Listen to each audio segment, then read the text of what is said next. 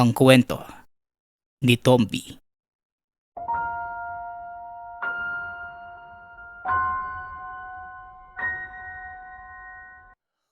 Ang kwentong ito ay mula sa isa nating kabayan na itago na lang natin sa pangalang Rofel. Taong 1972, Isabela, Negros Occidental. Nang mga panahong ito, nasa 19 na taong gulang pa lamang si Rofel.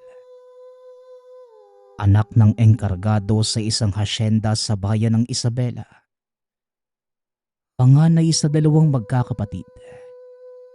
Kaya siya ang katuwang ng ama sa trabaho. Dahil sa kasipagan, itinalaga ito ng may-ari ng asyenda bilang isa sa mga kabo o yung nagbabantay sa mga trabahador. Siya din ang namamahala sa pagbibigay ng sahod sa mga ito tuwing araw ng Sabado. Mabait na kabo si Rofel. Kaya naman marami sa kanyang mga tauhan ang ayaw umalis sa pamamahala niya. Ngunit isang pangyayari ang bumago sa pag-uugali at takbo ng buhay ng binata. Ito ay nung salakayin sila ng pangkat na mga sundalo. Sa kadahilan ng may nakapagsabi na ang pamilya ni Rofel kasapi sa rebeldeng kilusan. Namatay ang mga magulang sa engkwentrong yun.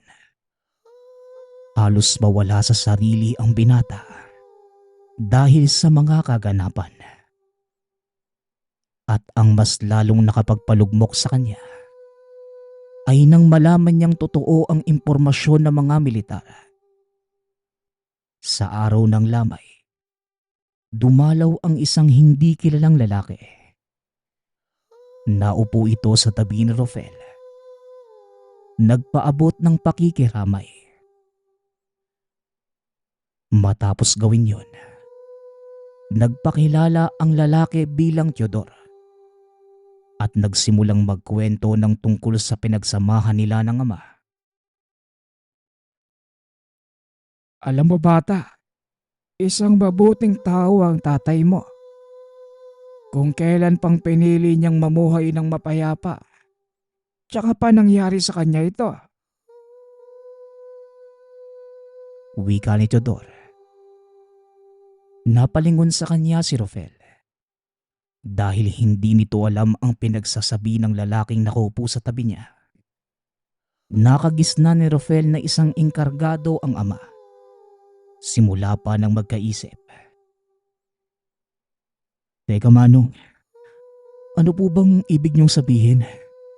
Bakit magulo ba ang buhay ng tatay ko noon? Tanong ni Rofel. Natahimik naman si Teodor. Dahil nakalimutan niyang wala palang kaalam-alam ang binata sa nakaraan ng ama. Naku po, naloko na. Napakatabil talaga ng dila ko. Bueno, nasabi ko na din naman. Kaya wala na siguro kung dapat itago sa'yo. Oo, Rafael. Ang tatay mo ay kasapi ng rebeldeng kilusan. Hindi lang basta kasapi, kundi commander ng paksyon dito sa bayan ng Isabela. Pero kagaya ng sinabi ko sa'yo, matagal nang namuhay ng tahimik ang tatay mo bago ka pa ipinanganak. Pagpapaliwanag ni Teodor. Hindi naniwala si Rofel sa sinabi nito dahil kadalasang bukang bibig ng ama noong nabubuhay pa ito ay mga negatibong bagay tungkol sa mga rebelde. Alam kong hindi ka panipaniwala ang sinasabi ko. Pero si Don Herman, ang may-ari ng asyendang ito, siya ang makakapagpatunay ng mga sinasabi ko. Muling wika ng lalaki at kagad na itong nagpaalam. Kinabukasan maagang pinuntahan ni Rofel si Don Herman. Sakto namang nagkakapay ito sa kanyang veranda ng mga sandaling yon. Oh, Rafael, iho. Buti at nandito ka.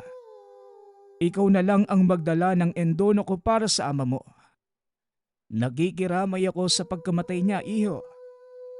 Isang mabuting tao at mahusay na engkargado ang tatay mo. Kaya nanghihinayang ako dahil sa nangyari sa kanya.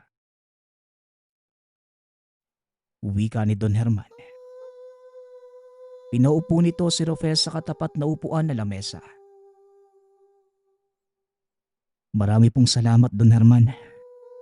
Pero hindi na po ako magpapaligoy-ligoy pa.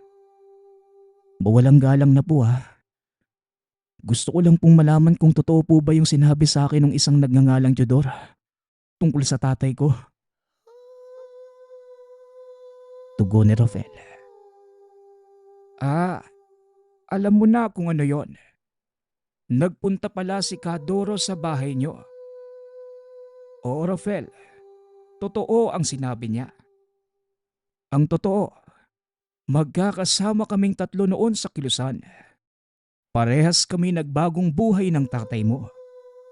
Pero sa kasamaang palad, nangyari pa din ito sa kanya. Alam ko din, iho, na ako na ang maaaring isunod na mga militar. Hindi na ako magugulat kung sa mga sumunod na araw, bigla na lamang silang magpakita sa bakuran ko. Wika ni Don Herman. At nang umaga ding yon, namuo ang galit sa puso ni Rafael. Galit para sa mga militar na naging dahilan ng kamatayan ng pamilya.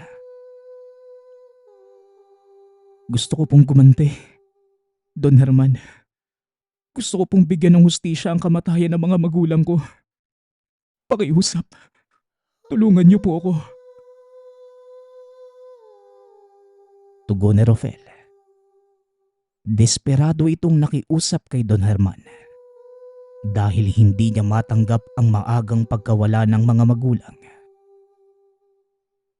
Bueno, kung yan ang gusto mo, sige, gagawa natin yan ng paraan. Pero sa ngayon, kumalma ka muna. Bibigyan kita ng 3 araw para pag-isipang mabuti ang gagawin mo. Hindi biro ang gusto mong mangyari dahil gobyerno mismo ang babanggain mo. Ituturing ka din nilang rebelde. Wika ni Don Herman. Sumang-ayon naman ang binata sa sinabi nito. Ngunit buo na ang loob niya. Nang mga sandaling yon, wala siyang ibang iniisip kundi ang hustisya para sa pamilya. Makalipas ang 3 araw, muling bumalik si Rafael sa tahanan ng Don. Sa pagkakataong yon, naroon din si Teodor. Nagulat ang binata sa naging revelasyon ng dalawa. Mabuti naman at nandito ka na. Ibig sabihin lang, talagang buo na ang pasya mong iganti ang tatay mo. Nga pala, Rafael, kilala ang tatay mo sa palayaw na Commander Kito. Wika ni Teodor. Kagad namang sumabat sa usapan nila si Don Herman.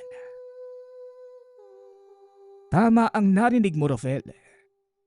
Ang tatay mo ang isa sa tinuturing na utak ng kilusan dito sa bayan. Siya ang nagplano ng halos lahat maging ang pananalakay sa munisipyo. Oo nga, at maraming nadamay na sibilyan ng araw na yon. Pero kailangan namin yung gawin para maitumba ang bulok na sistema dito sa bayan. Dagdag ni Don Herman. Halos hindi makapaniwala si Rafael sa mga narinig. Hindi niya lubos akalaing ang ama ay minsang naging dahilan ng isang malaking kaguluhan. Ngunit base sa paliwanag ng dalawang nakakatanda, malaking kaginhawaan ang tinamasa ng bayan buhat ng mapalitan ng pamumuno. Wala na po akong pakialam sa mga nagawa ng tatay ko noon. Kung nakabuti man po yun sa nakararami o nakakasama. Ipinagmamalaki ko po ang tatay ko dahil pinalaki niya ako bilang isang mabuting tao. Handa na po ako sa susunod na hakbang, Don Herman, Mang Teodor. Tugon ni Rofel. Kaya ng araw ding yon, umalis sila papunta sa pinakamalapit na kuta ng mga rebelde sa lugar. Bagaman sumuko na si Don Herman, kinikilala pa din ito ng mga dati niyang kasamahan bilang isa sa mga haligi ng kilusan. Pagkarating sa kuta, sinalubong kagad sila ng mga kasamahan. Nanlaki ang mga mata ni Rafael dahil napakadami pala ng mga rebeldeng naroon. May mga nakita pa siyang nagsasanay at halos kaedad lamang niya ito. Pumasok sila sa isang kubo at pinakilala ni Don Herman si Rafael sa bagong pamunuan ng kilusan. Masaya akong nakabalik sa kutang ito. Mahabang panahon na ding hindi ko nasilayan ang mga muka ng kasamahan natin.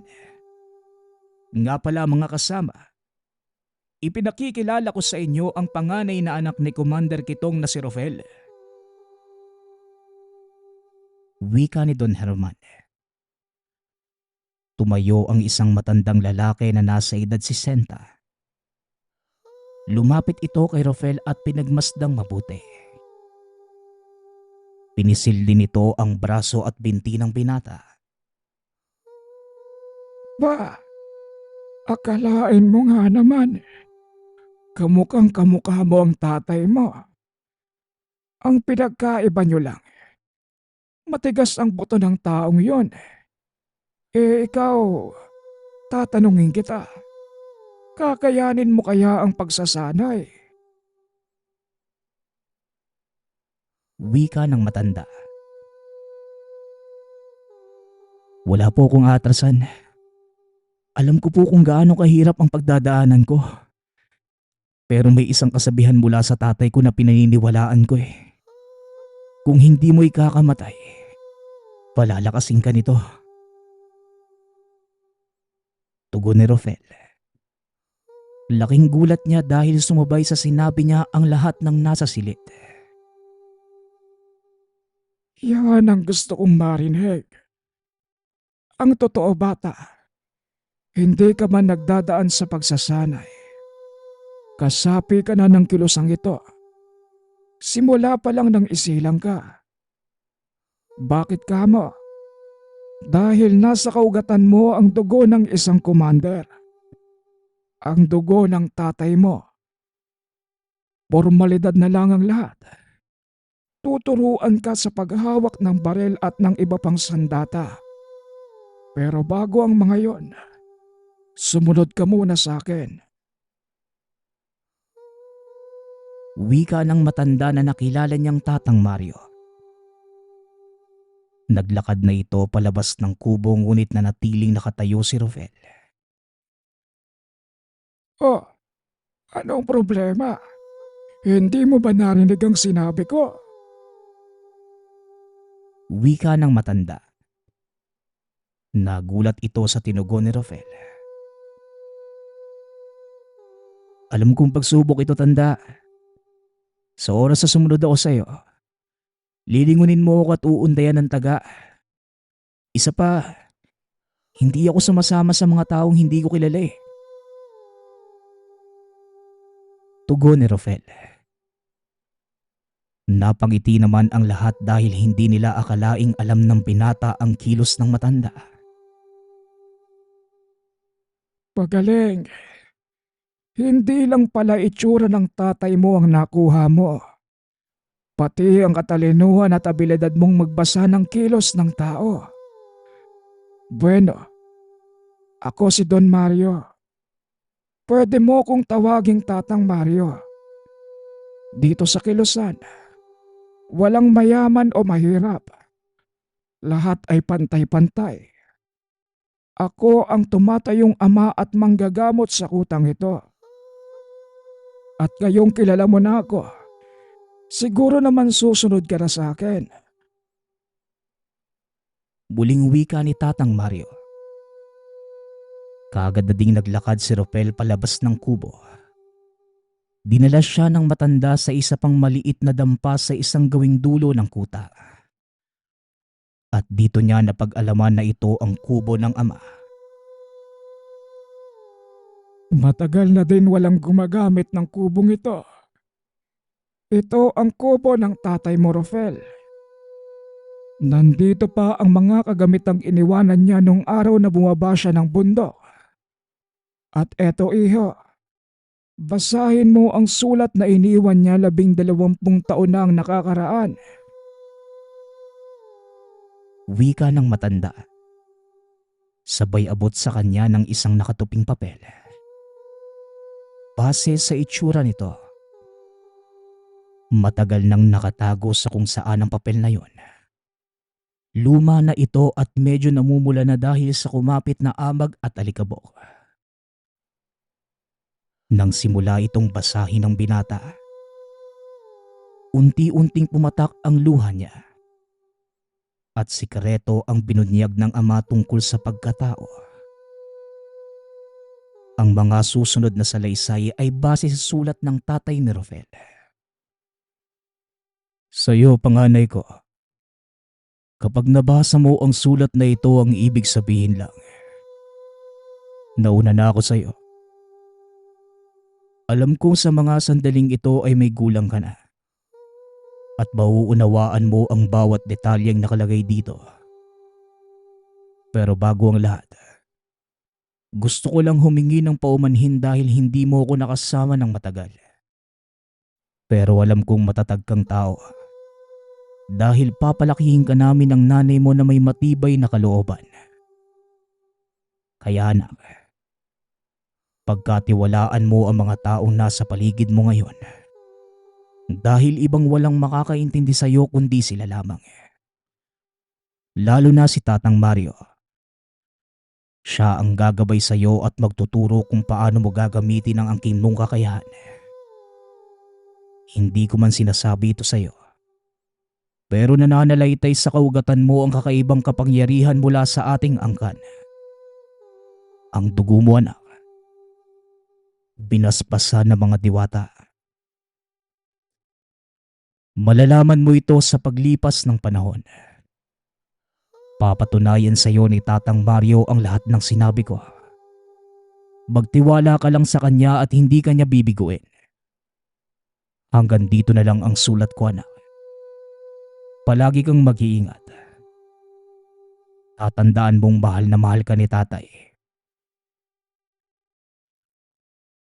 Bumuhos ang luha ni Rofel nang hindi niya napapansin.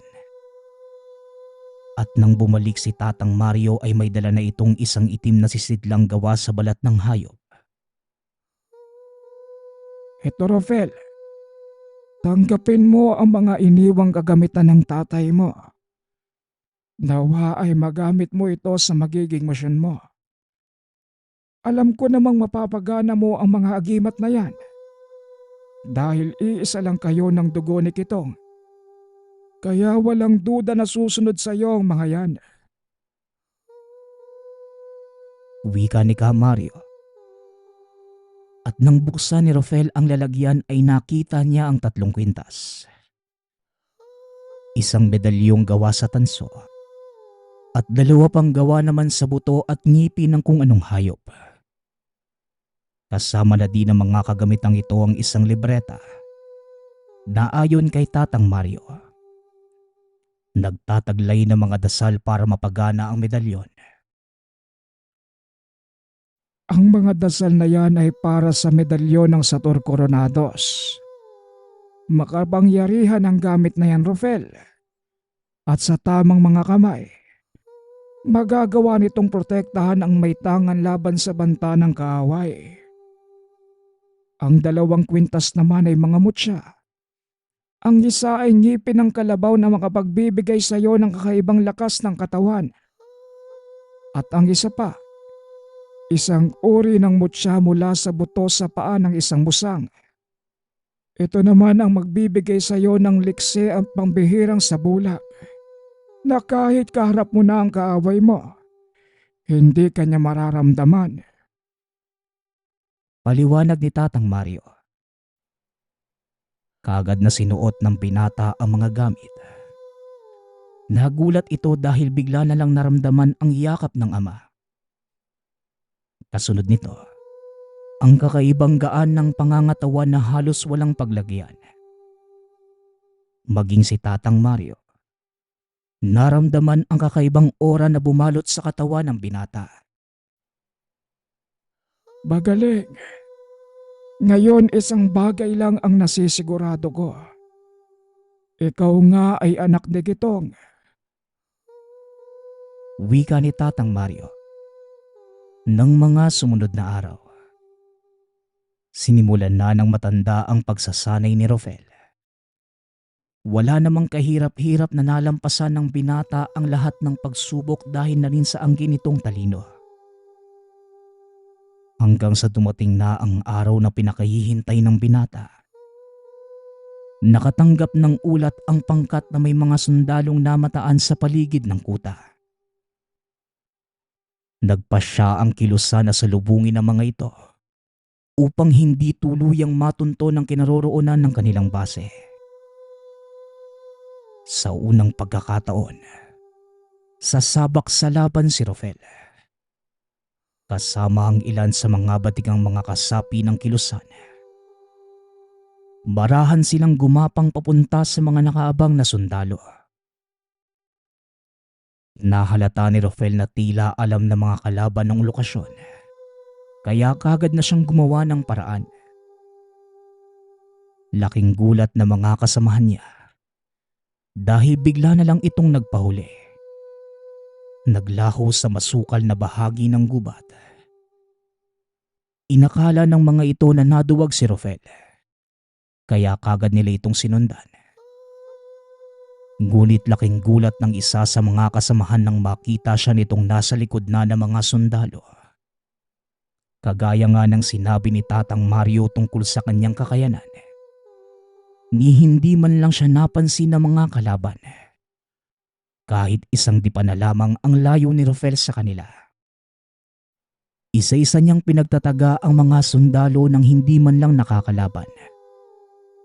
Nagawa niyang ubusin ang mahigit 20 kalaban ng mag-isa. Ngunit hindi pa ito nakontento. Nagsama siya ng 2 baguhan at sinugod ang mismong kampo ng mga ito.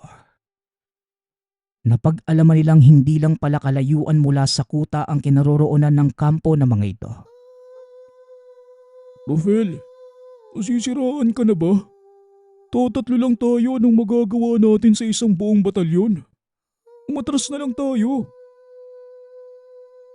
Wika ni Kadamyan. Ngunit nagulat ang mga ito sa tinugon ni Rofel. Magantay kayo dito sa labas. At kung sakaling may mangyari sa akin, iulat niyo kina Tatang Mario ang nangyari. Tugon ni Rofel.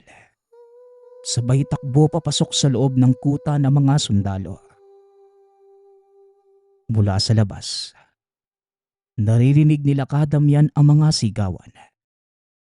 Pati na rin ang mga putukan na isa-isang pinagtataga ang mga kalaban sa loob ng kuta. Hanggang sa hindi na niya napansing halos maubos na niya ang mga ito. Nakatayo lamang si Rofel sa kalagitnaan ng mga patay ng katawan ng sundalo. Nang bigla ang may bumaril sa kanya mula sa malayo. Bumagsak sa lupa ang binata. Kaya inakala ng mga natirang kalaban na napatay na nila si Rofel. Kaagad nila itong nilapitan na isang pinakamalaki nilang pagkakamali. Dahil nang makalapit sila ng husto sa nakahigang binata, bigla itong bumangon at pinagbabaril ang mga kalaban. Sinadya niyang hindi patayin ang mga ito upang may makaalala ng ginawa niya. Naway magsilbing aral sa inyo ang kaganapang ito. Tandaan niyo ang pagmukang ito. Dahil sa susunod na magkita tayo, ang mukha ko na ang huli niyong maaaninag. Wika ni Rofel, kasabay ng paglabas ng kuta. Hindi makapaniwala ang mga kasamahan na kayang pumatay ni Rofel ng halos isang batalyong sundalo. Paglabas niya ng kuta ay sinalubong siya ng isa sa mga commander. Walang ya ka bata. Pinahanga mo ko sa ginawa mo ah. Ikaw pa lang ang kauna-unahang nakapasok sa kuta ng mga kalaban. At hindi lang yan. Potya muntik mo na silang ubusin eh. Bati ng commander. Kaagad namang naglakad paalis si Rofel at sinabi, "Kulang pa po yan. Hindi ako titigil hanggat hindi ko nauubos ang pinadala nilang sundalo dito sa atin." Dahil sa pangyayaring iyon, kinilala ng mga kapwa rebelde ang pangalan niya. Kinatakutan din ito ng mga sundalo. Hanggang sa umabot na sa puntong kahit marinig lang ang pangalan niya, nanginginig na sa takot ang mga ito.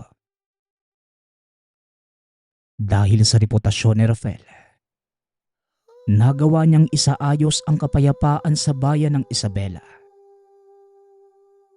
Sa iba ay isang mamamatay tao lamang si Carofel. Ngunit sa karamihan, itinuring siya ng mga ito na bayani.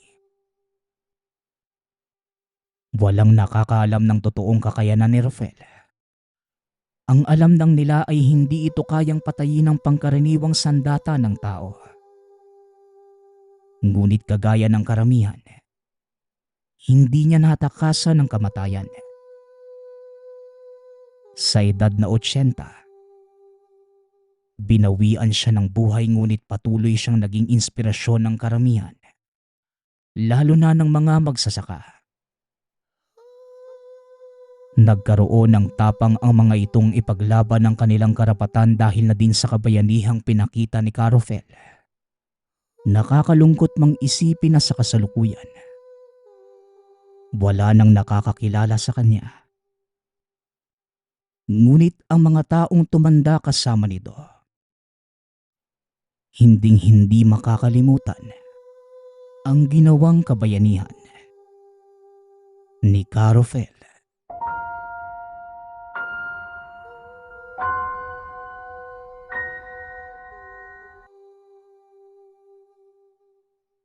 Ang kwentong ito ay mula sa isa nating kabayan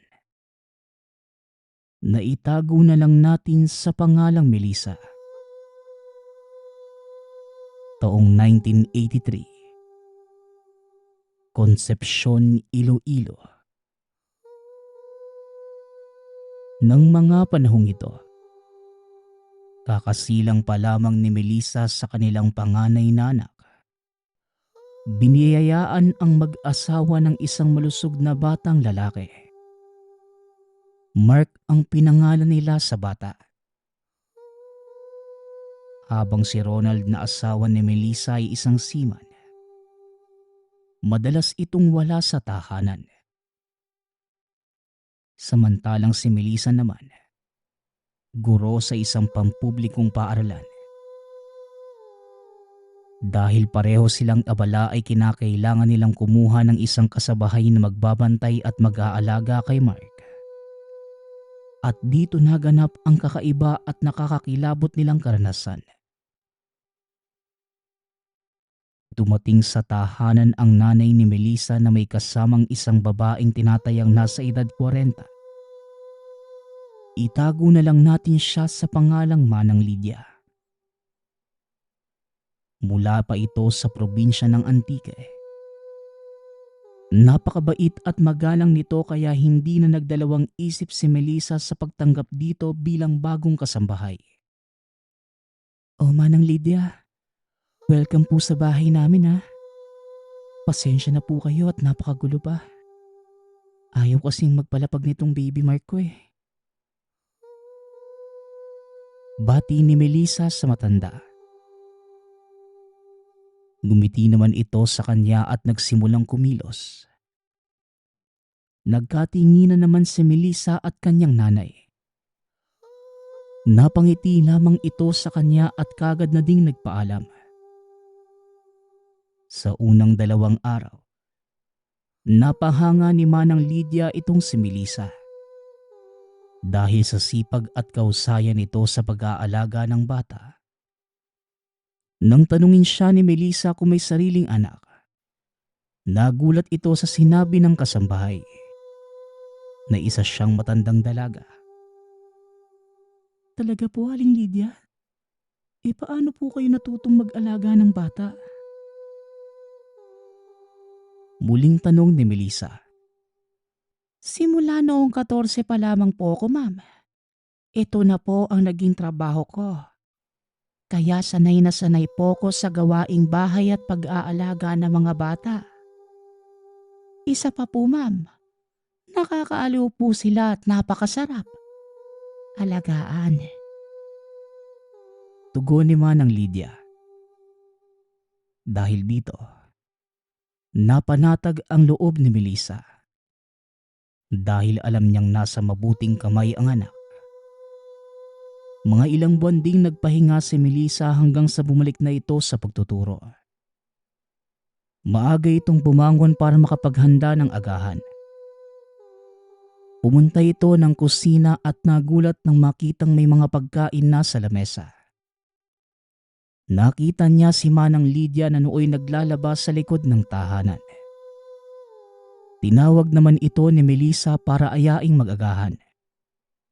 Kaagad namang lumapit ang kasambahay. Habang kumakain, binabati ni Melissa si Manang Lydia. Napapangiti lamang ito. Humanga si Melissa sa taglay nitong kasipagan at kahusayan sa pagtatrabaho. Ngunit isang gabi, kakauwi pa lamang mula sa trabaho ng ginang. Nang marinig ni Melissa na umiiyak ng malakas ang anak, dali-dali itong umakyat papunta sa silid.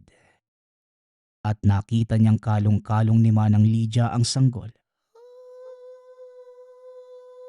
Aling Lydia, ano po ang nangyayari kay Mark? Bakit po siya iyak ng iyak? Tanong ni Melissa. Kaagad naman itong napatingin at sumenyas na huwag mag-iingay. Hindi maunawaan ni Melissa kung bakit. Kaya lumapit ito kay Manang Lydia. Ma'am, may aswang po sa paligid. Huwag po kayong lalabas ng bahay. Heto po, hawakan niyo si Baby Mark at ako na po ang bahala sa impaktong yon.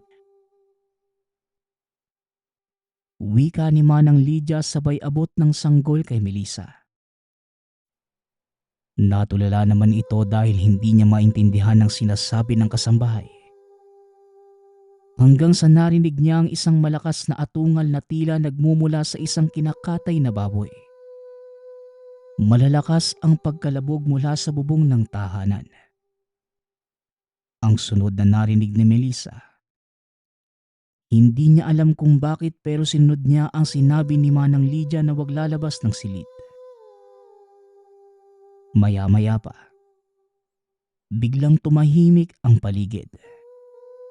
Hanggang sa naramdaman niyang naglalakad na paakyat si Manang Lydia. Nanlaki ang mga mata ni Melissa at kamuntikang mabitawan ng anak. Nang makita na puro dugo ang damit ni Manang Lydia.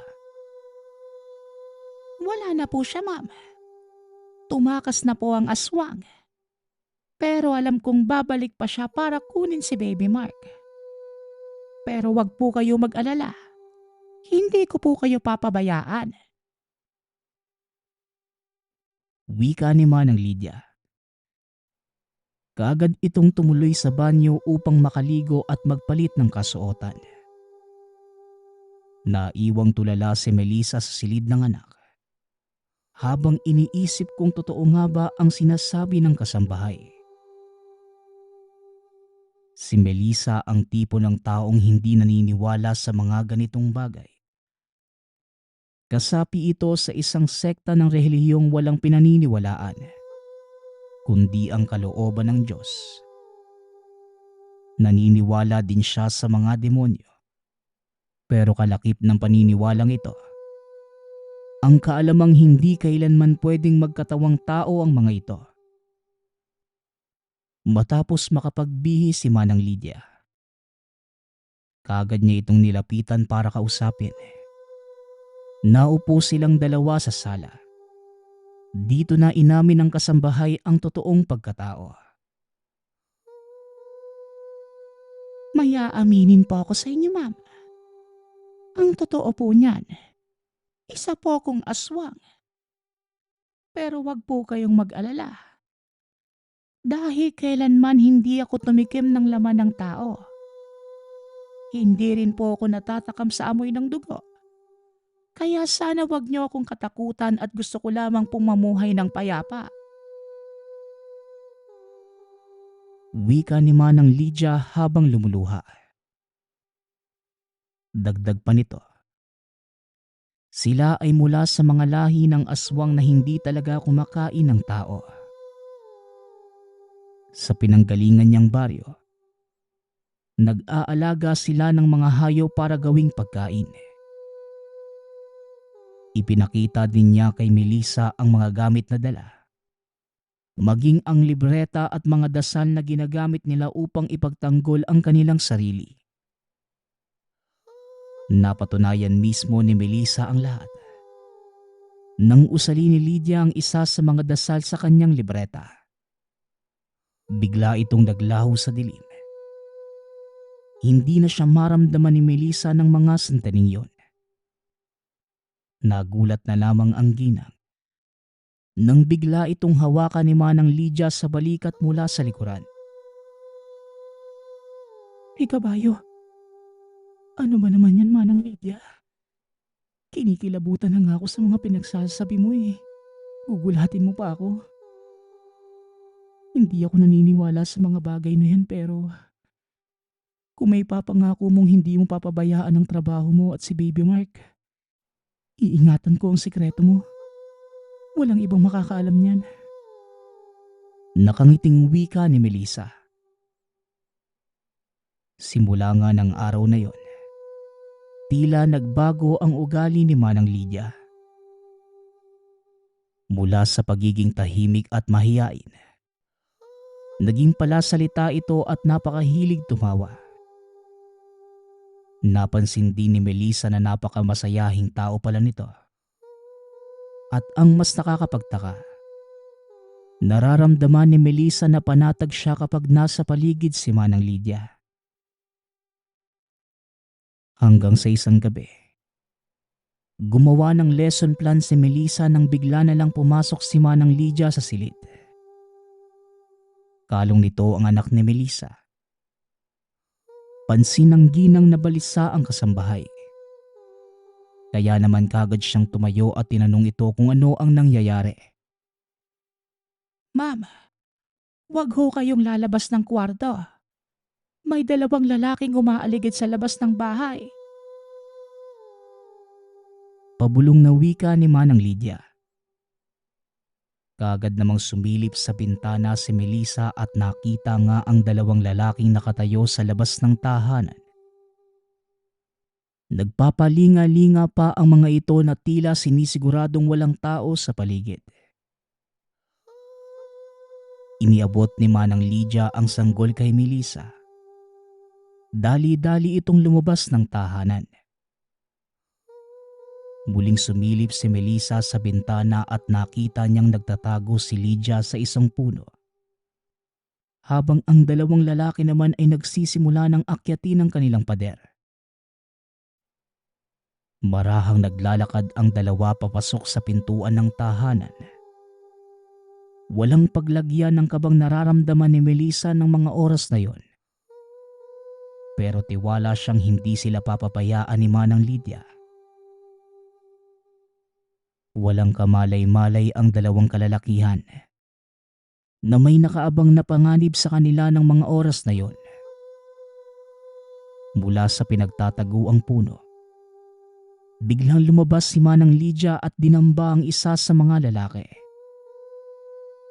Kitang-kita ni Melissa kung paano nilaslas ni Manang Lydia ang leeg nito. Gamit lamang ang matatalas na kuko. Akmang tatakbo pa sana ang isa Ngunit naabutan din siya ng kasambahay na nooy nasaan yung aswang. Pinagmamasdan lamang ni Melissa si Manang Lydia ng mga oras na yon. Talagang nakakatakot ang anyo nito. Napaisip pa ang ginang at sinabing, "Mabuti na lang at kaibigan ko si Manang Lydia." Nang masigurado ni Manang Lydia na wala ng buhay ang dalawang kalalakihan, dali-dali niyang dinala ang mga bangkay nito sa likod ng tahanan at naghukay. Pinuntahan ni Melissa ang kasambahay. At habang nililibing ang bangkay ng dalawang kalalakihan, may inuusal pa itong hindi maintindihan.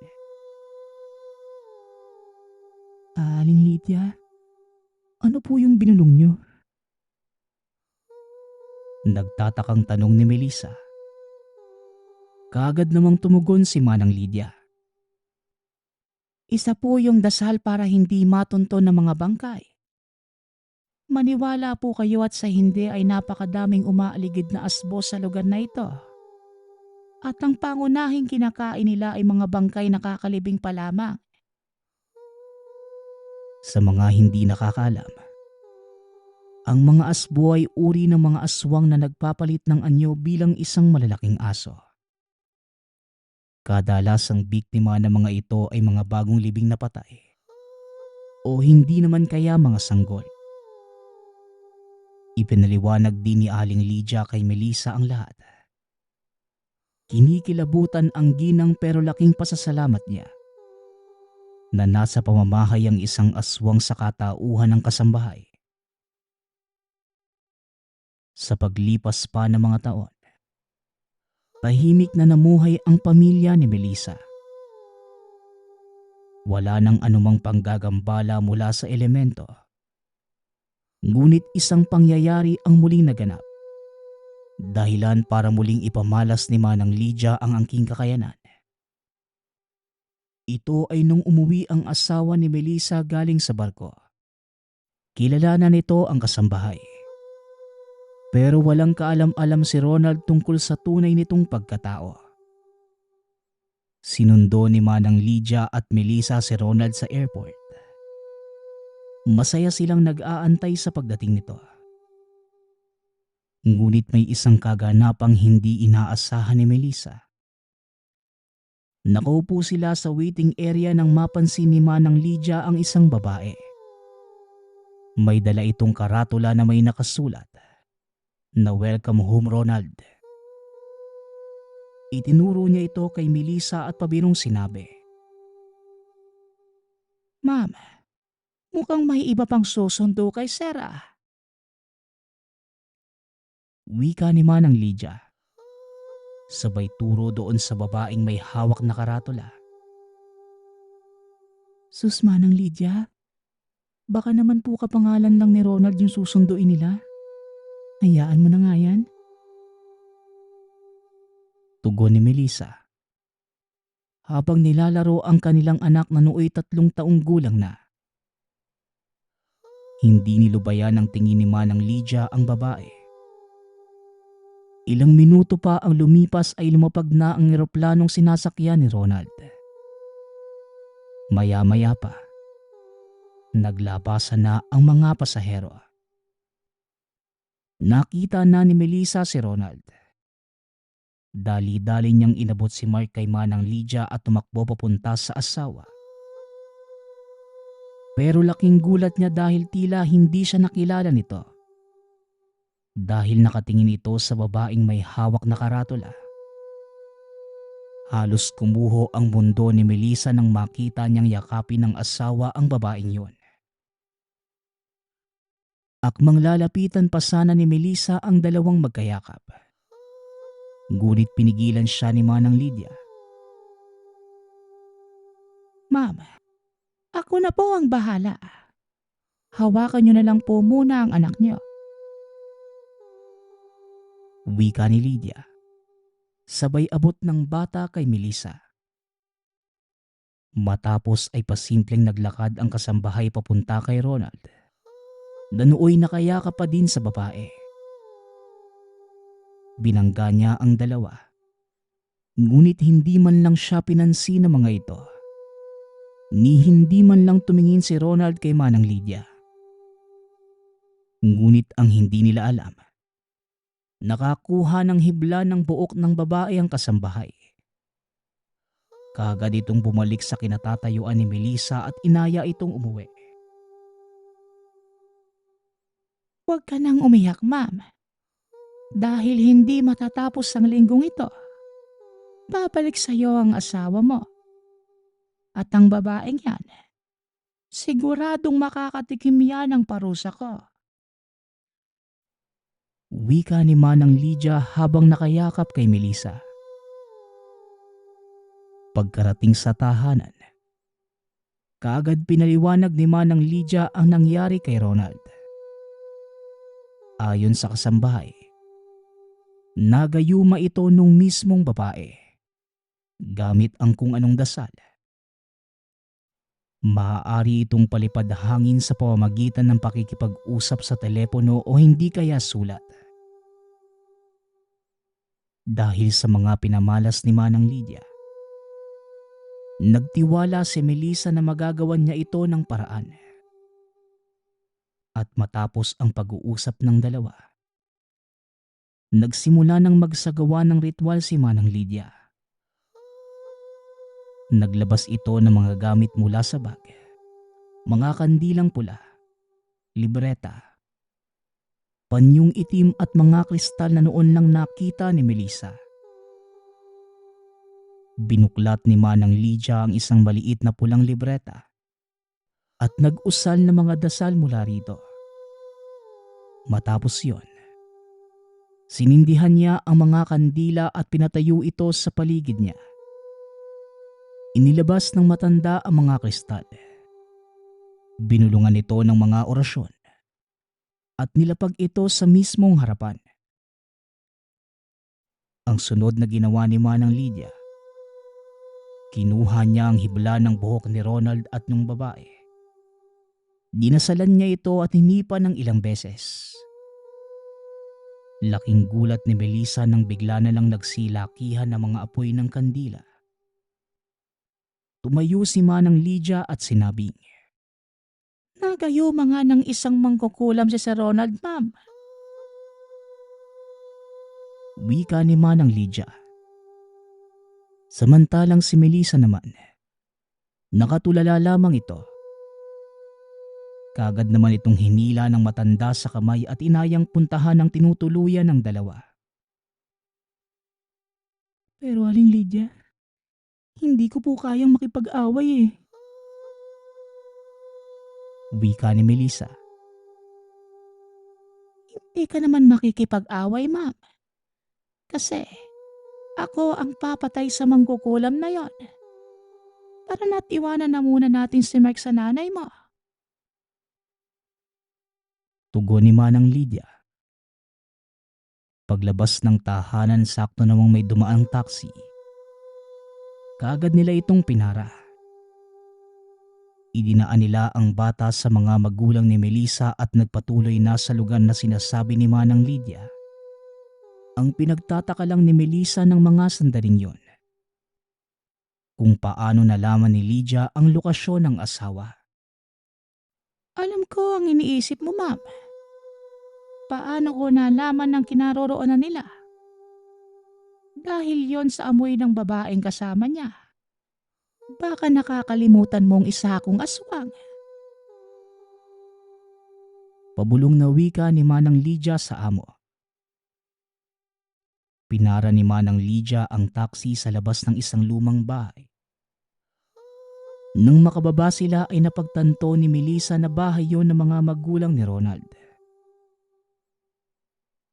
Teka, Manang Lydia. Bahay po ito ng mga magulang ng asawa ko eh. Sigurado ka po bang nandito sila? Nag-aalalang tanong ni Melissa. Sa tagal ng pagsasama natin at sa dami ng mga bagay na pinapakita ko sa iyo, ngayon ka pa ba magdududa sa kakayanan ko, ma'am? Oo, nandito sila. At sigurado ako doon. Tugon ni Manang Lydia. Sabay sipa sa gate ng tahanan. 8:00 na ng gabing yon kaya nabulahaw ang lahat ng tao sa paligid. Naglabasan ang mga ito para tignan kung ano ang sanhi ng ingay. Maging ang mga magulang ni Ronald ay napalabas din. Nagtataka ang mga ito kung ano ang nangyayari.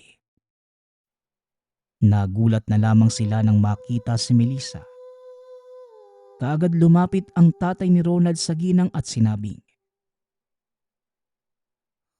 Bilis anak, anong ginagawa mo dito? Akala ko magkasama kayo ni Ronald sa loob ng kwarto niya. tanong ni Mang Andoy. Kaagad nagkatinginan si Manang Lydia at Melissa. Nagmamadali itong pumasok ng tahanan. Saka ko na lang po ipapaliwanag ang lahat, tay. Kailangan nating mailigtas si Ronald eh. Tugon ni Melissa. Habang paakyat sa hagdan papunta sa silid ni Ronald. Sinubukan nilang buksan ang pinto. Pero nakakandado ito mula sa loob. Kaya naman muling sinipa ni Manang Lydia ang pinto. Napatalon ang babae mula sa kama. Habang si Ronald naman, nakaupo habang tulala sa kama. Nilapitan ni Melissa ang asawa. Ngunit wala ito sa sarili at nakatingin lamang sa malayo. Walang hiya kang mangkukulam ka. Anong ginawa mo sa amo ko? Wika ni Manang Lydia. Ngunit tinawanan lamang siya ng babae at sinabing, Wala na kayong magagawa. Naialay ko na sa Panginoon ko ang kaluluwa ng amo mo. Kaya kung ako sa'yo, uuwi na lamang ako at hahayaan sa piling ko ang lalaking yan.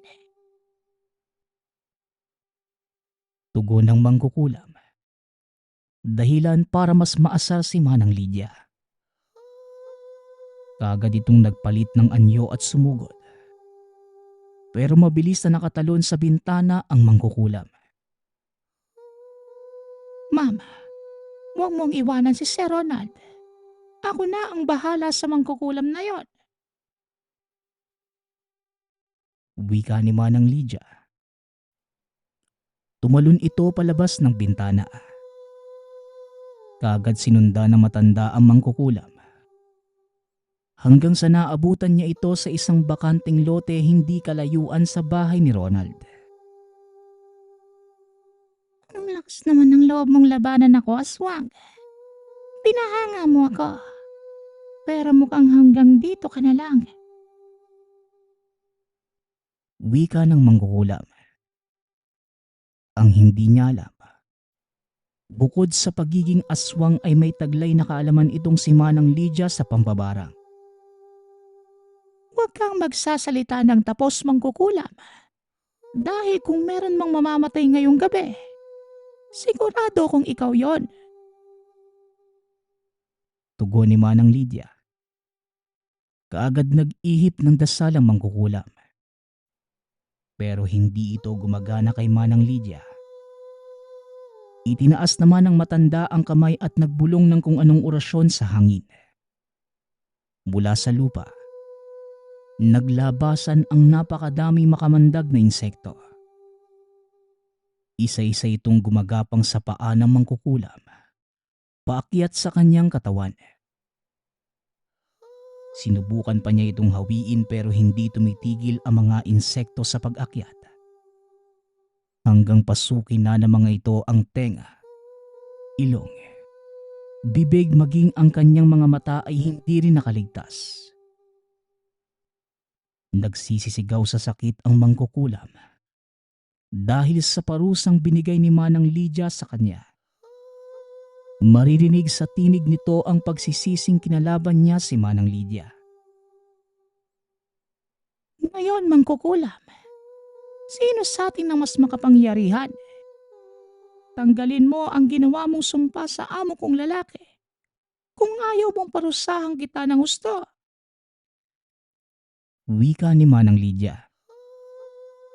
Hindi na makapagsalita ang mangkukulam dahil sa mga insektong naglalabas-masok sa bunganga. Ikinumpas na lang nito sa hangin ng kamay. At pilit sinabi ng mangkukulam na tapos na. Natanggal na niya ang sumpa kaya palayain na siya.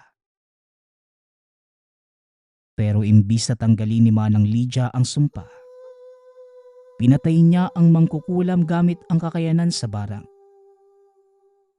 Unti-unting kinain ng mga insekto ang katawan nito. Hanggang sa wala nang matira kundi ang mga bakas ng dugo sa lupa. Kagad namang bumalik si Manang Lydia sa tahanan. At nakita niyang nahimasmasan na ang among lalaki. Nagtataka pa ito kung paano siya nakarating sa tahanan ng mga magulang. Ni hindi din namalayan ni Ronald na nakauwi na siya ng Pilipinas. Sobra-sobra ang pasasalamat ni Melissa sa kasambahay. Ganon din si Ronald. Hindi nito akalaing isang aswang ang makakapagligtas sa kanya. Pati na rin sa pinakamamahal na asawa at anak. Hanggang kasalukuyan, masaya pa ding namumuhay ang mag-asawa.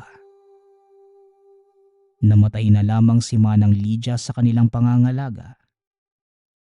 Itinuring nila itong pangalawang magulang. Ngunit hindi nila malilimutan na minsan, nagkaroon sila ng isang kasambahay na aswang